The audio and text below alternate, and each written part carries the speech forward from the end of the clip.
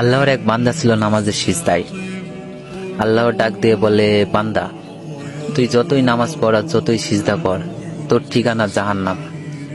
এ কথা শুনে বান্দাটি বলতেছে, আলহামদুলিল্লাহ। আল্লাহ বলে, এই বান্দা, জাহান্নামের কথা শুনে কেউ আলহামদুলিল্লাহ কয়? বান্দা বলে, আল্লাহ, জাহান্নামের মালিকও তুমি, জান্নাতের মালিকও তুমি। তুমি আল্লাহ যদি খুশি হয়ে আমাকে জাহান্নামও দাও, আমার আপত্তি করার কোনো অধিকার নেই। আল্লাহ বলতেছে, বান্দা, জাহান্নামে গেলে তুই পুড়ে যাবি, তোর কষ্ট হবে।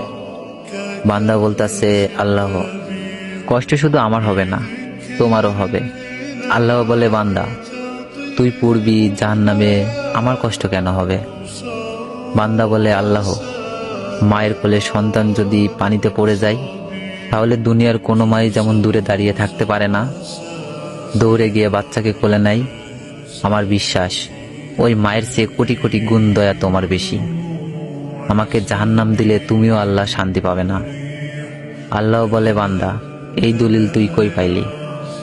বান্দা বলে, আল্লাহ, আমাদের জাতির পিতা ইব্রাহিম আলাইহিস সালাম তোমার প্রেম বুকে নিয়ে যখন নমরুদের চুলায় পড়ে গেল, তার আগেই তুমি বলে দিলে, আমার দিকে তাকিয়ে দেখো, আমার কলিজা ভরে শুধু তুমি আছো, আর অন্য কারো জায়গা নাই।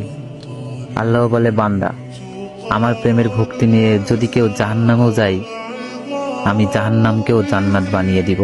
সুবহানাল্লাহ।